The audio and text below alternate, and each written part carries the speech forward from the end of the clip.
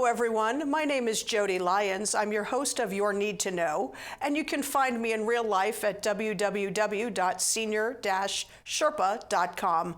I am thrilled today to be here with Sharon Campbell, who's written an incredibly useful workbook on Medicare. So Sharon, glad you're here today. Thank you, Jodi. Thanks for having me. My pleasure. And so first things first, what made you decide to write a book? And then second would be a book on Medicare. Yeah, well, I have Medicare. I've had Medicare for a couple of years now. But after my first year, I had some questions, and I thought I might want to make some changes. So I got in touch with the broker who I had for my Medigap policy, and we'll explain all of that in a minute. And he said he didn't know the answer to my question. The broker didn't? Yes. Okay. So anyway, so it started, and it was about whether I could make the changes that I was interested in making. And so the short answer to all of my questions were basically no. Isn't that the way it is, right?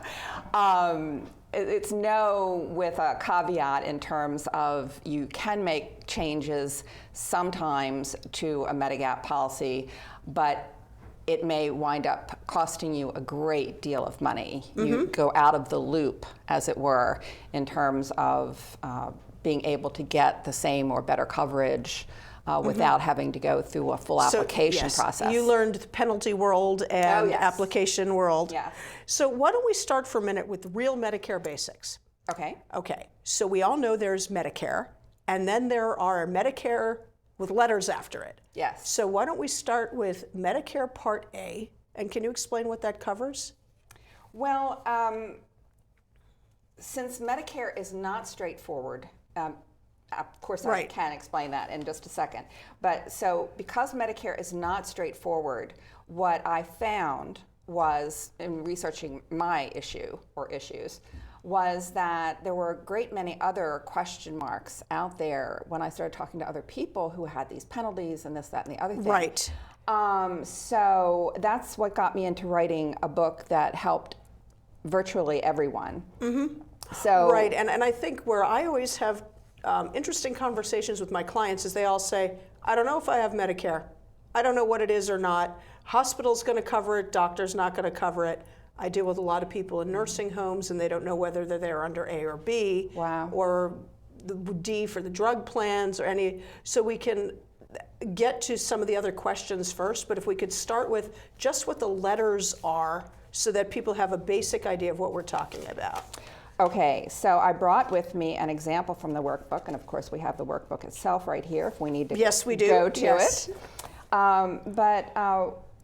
How I wrote the book was with simple English language. Yes, I did appreciate that very much. It was not in bureaucrat speak. Not at all. Yes. And visuals. It gets right to the point, which allows it to be short. And one of the ways I get to the point, like as I said, is with visuals. And I have actually two visuals, plus some very direct language explaining the visuals about Parts A, B, C, and D of Medicare.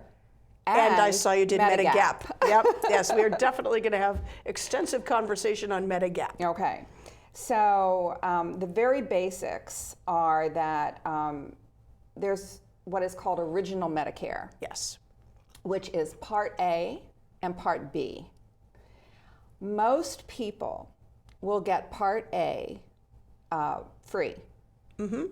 Free, quote unquote. Yes. We've certainly paid into the system until that time, but when you are covered by Part A, then you are not paying a premium. Right. Almost everyone. So, and Part A is hospitalization. Part A is mainly hospital and those kinds of institutional costs. Right, and that's also where, when we have the famous 3-day qualifying hospital stay, where Part A would cover the nursing home for rehab short term. And that's actually 3 overnights. Yes, it's 3 midnights, yes. 3, yes. Yep. So there are all kinds of those. Exactly, so we can get into more detail on that. So that's A. Yeah. And then there's B. Part B is mainly your physician costs and things that relate to that. So there's for instance, when you go in for surgery, there's the Part A and Part B costs. Right, which makes the bill ever so entertaining to decipher. Yes. And then we have what is called Part C. So we're going alphabetically here. Yes. And Part C is actually a combination and more or less replaces A and B. So that's how you can look at it. Right. Because Part C is what is called Medicare Advantage. Yes. And the Medicare Advantage plans are usually plans that are HMOs or they're very like HMO-like that. and very much networked and All networked, and you have to go to certain providers to get care, or you pay more, or it's not covered at all, or whatever the plan specifies, because they're all different. Right, exactly. And that's one of those where I always say to people, make sure your doctors are on it, make sure the hospital near you is on it, and make sure that if you travel back and forth, for example, people who are snowbirds, they need to make sure that they're going to be covered even if they're in a different hospital or different state. And I suppose some may be. The usual case is that these plans, the Medicare Advantage plans, are generally quite area specific. Yes, they're very regionally defined. Right, right. So Kaiser, for instance, has a few different groups around the country, but not necessarily in every state. Right. There are differences also from large cities like ours. Like we're a major metropolitan area. We have probably some of the highest level coverage and the largest number of options in terms of how we're covered. But if you go to rural America, where an awful lot of people live, they don't necessarily have a lot of options. And Medicare doesn't require them to. Doesn't, so, and we'll get into that a little bit too. And then now the personal favorite for everybody, Medicare D, which is not for D for donut hole, even though there is a donut hole. There is. D for drug, not donut. That's right, that's right. So can you explain that one a little bit? Well, basically it is, Part D is for prescription drug coverage, and it works along with either original Medicare, just original Medicare and Part D, you can get it, or you can get original Medicare, a Medigap plan, which we haven't quite described yet, and Part D. So when you have Part C, the Medicare Advantage plan, you do not need a Part D plan. Because it's normally incorporated into. Right, that's part of having a Medicare Advantage is they roll A, B, D together to make C. And I've never understood why they don't call it E, but that's just me.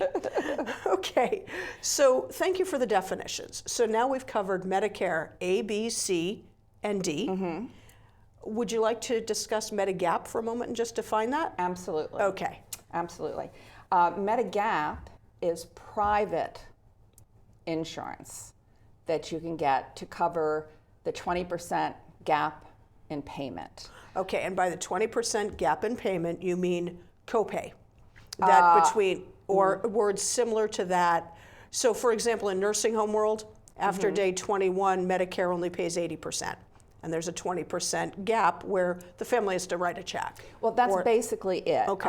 And Medicare, original Medicare A and B, covers 80% of whatever they approve and cover. Whatever they, so if the bill is $500 and they approve $250 of it, then they pay 80% of the $250.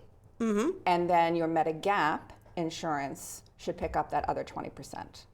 Okay, and that's not actually a real Medicare program, correct? It's private pay from other companies.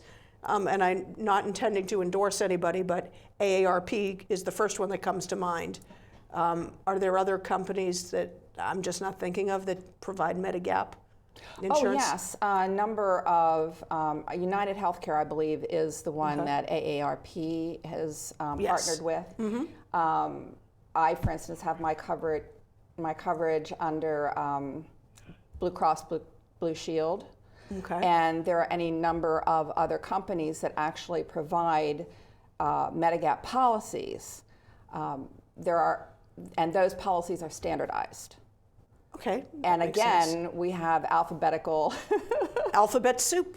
Yeah, we have another alphabet soup to, they're just initials like A, B, C, or D, and it goes through right now. I've heard of a K. I actually have to check with check my book. Medigap plans go through N. I thought N was. There we go. I've heard up through K, and there's a big variation in what they cover. The similar K is a K, but yeah, they are different. But what they cover is very. They are different. And yes, and that can change if the regulations change.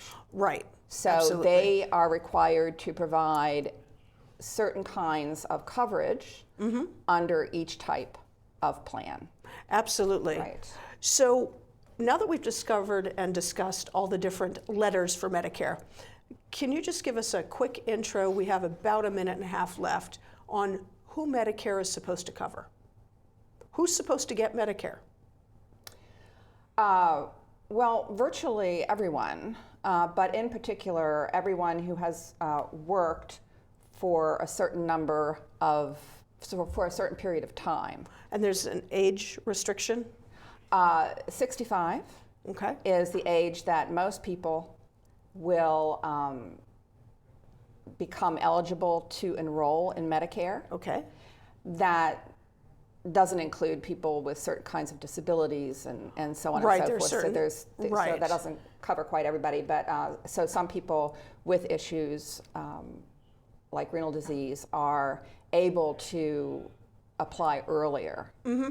But most of us, it's 65 or later.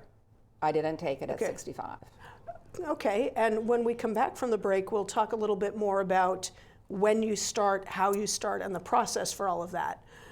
But for right now, I appreciate that you were able to define everything for us. We have about 30 seconds. Could you just tell us exactly where to find your book, your website, and everything like that? Well, I wish I had a website right now. The book, though, is excuse me. The book is on Amazon and can be found most easily either through the title or just input Medicare Enrollment. Okay, and once again, the title is Medicare Enrollment Personal Workbook by Sharon S. Campbell, and you can find that on Amazon. Just type her name right on in. One day these rats were playing in the woods. Well, it's a matches and that's no good. Listen to smoke before you give it a try. Only you. Don't play with matches. Don't play with fire. Cause there's nothing very funny about ripped out money. Nothing very nice on a homeless mind. So if a gorgeous force is what you desire, don't play with matches. Don't play with fire. Only you can prevent wildfires. Fire. Why don't you just wash your car at home? When I wash my car, everything runs down the street and down into the storm drains. With all the chemicals in the soaps and waxes, the last thing I want to do is poison my own drinking water. At least here, it's all contained and recycled on site. That's why I also take my car in for oil changes instead of doing it myself. I might take a chance on spilling stuff. You know what the best part is? What? More time to kick back and watch the game. How far would you go to protect the planet? I want you to build an ark. Here we go. Okay, that's good. Oh, okay. Ow! Maybe there's another way. People, the flood is imminent! Is it too much to ask for a little precipitation? Go to fightglobalwarming.com to find out what you and your community can do to reduce global warming pollution.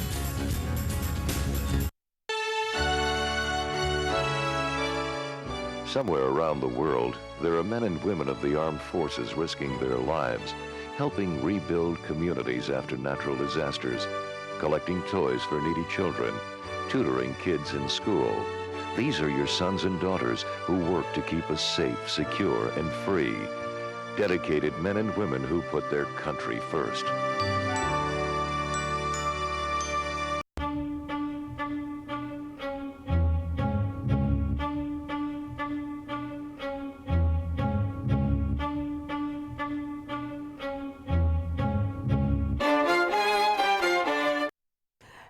everyone. Once again, my name is Jodi Lyons. Welcome back to Your Need to Know.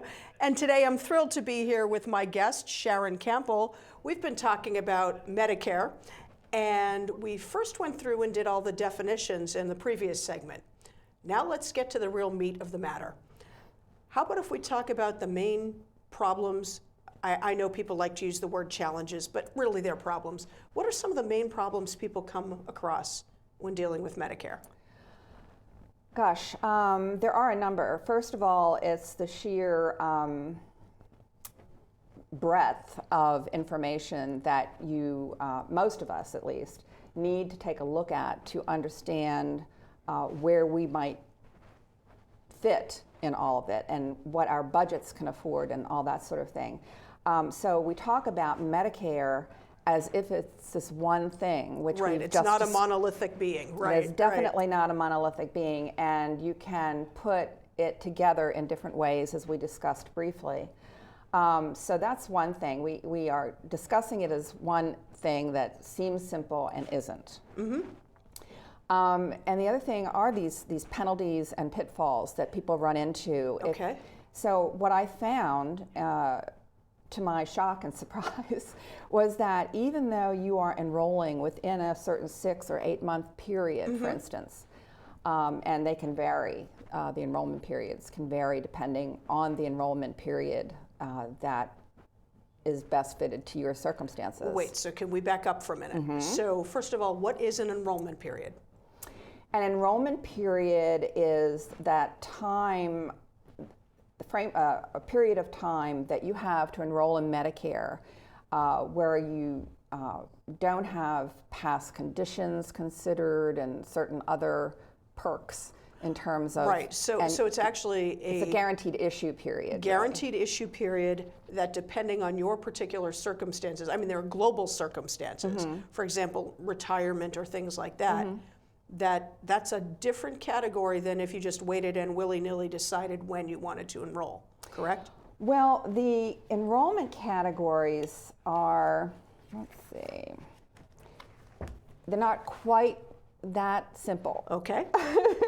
There are maybe 6 or 8. I've actually not counted them. Okay, but well, let's just go through a couple. Can you give me like 1 or 2 different kinds of categories? Sure. There's an initial enrollment period. Okay. Which is a 7-month period that starts 3 months before the month you turn 65, includes that month, and goes 3 months beyond. So you've got 7 months. 7 months, and that's when you're turning 65. That's when you're turning 65. You can choose to enroll in Medicare. That's right. You don't have to choose to enroll in Medicare at that point. You but don't that's have an to. open enrollment guaranteed, right? During that 6 months or 7 months, yes. If you enroll, then you can enroll and you get the benefits of enrolling during that period. Okay. I would like to, while there are other things, I think we'll mention the open enrollment period that most everyone is familiar with. And we've all seen those commercials. Yes. That comes at a particular time. Yes. Usually we can tell because there are TV ads and radio ads everywhere we turn. That's right. So what exactly is open enrollment? It's not open enrollment. Is the first thing that I want So first people thing is to it's a understand. misnomer. It is a misnomer. Okay. However, most people with Medicare Advantage plans can switch their plans during that period. Okay, so you could go from Medicare Advantage to Medicare Advantage? Yes. Different plans? Yes. Could you go from Medicare Advantage to traditional? If traditional means original Medicare. Original, yes, thank you. Yes. Okay.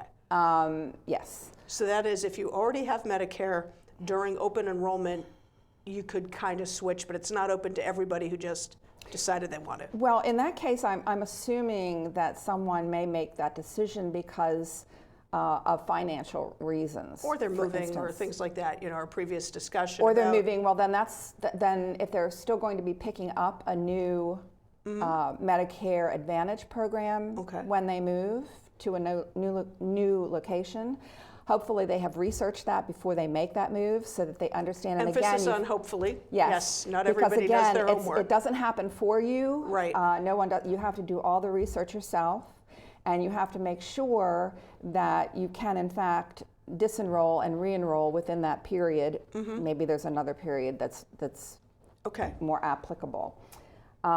So what you cannot do generally during that open enrollment period is anything with Medigap. Yes, with Medigap. Okay. So, So let's talk about, for right now, we'll get back to Medigap in a minute. For right now, let's go back to some more problems that people encounter with Medicare that they don't know they're going to encounter until it's too late. So I know you had a whole chapter on problems. One of the problems is, for instance, not signing up for Part D coverage. Yes, At the that is a big one. time that you sign up for Medicare, even if you're not regularly taking a medicine or a drug. That's right. And I've had a lot of clients who say, I don't really need a prescription plan. I don't take any prescriptions until they go to the cardiologist or anybody else and they end up with a prescription and they have to pay cash. That's right. So what happens often, so for however many years you may not have been enrolled in Part D, you accrue over that period of time approximately 1% per year. And what do you mean by that?